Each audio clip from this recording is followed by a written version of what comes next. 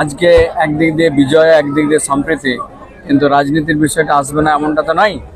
এইরকম সভা খুব কমই হয়ে থাকে।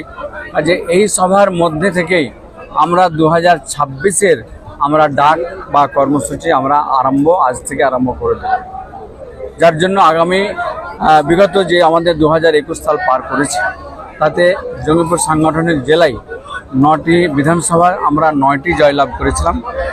আমাদের লোকসভায় কিছু আমরা জায়গায় ক্ষতিগ্রস্ত হয়েছি, কিন্তু ইনশাআল্লাহ আমরা এই ক্ষতি এই সময়ের মধ্যে আমরা পরিপূর্ণ করে ফেলবো এবং 2026-এ আমরা 9-এ 9 করবো ইনশাআল্লাহ। এই হচ্ছে আমাদের কর্মীদেরকে আগামী দিনের ডাক, আমার পার্টিকে আরও মজবুত করার ডাক। পাশাপাশি আমাদের এখানে সবথেকে বেশি যেটা আমাদের প্রয়োজন বা বেশি যেটা আমরা ক্ষতি দেখতে পাচ্ছি সেটা হচ্ছে গঙ্গা ভাঙন।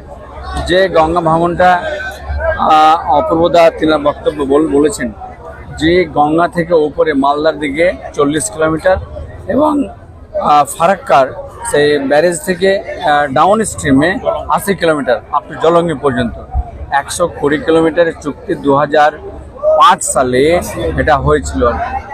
হঠাৎ করে কেন্দ্রে যে বিজেপি সরকার 2014 সালে আজকের দিনের স্বপ্ন দেখিয়ে যে এসেছিল আর কি, এবং ওনারাই 2017 সালে সেটাকে প্রত্যাহার করে নিয়েছে।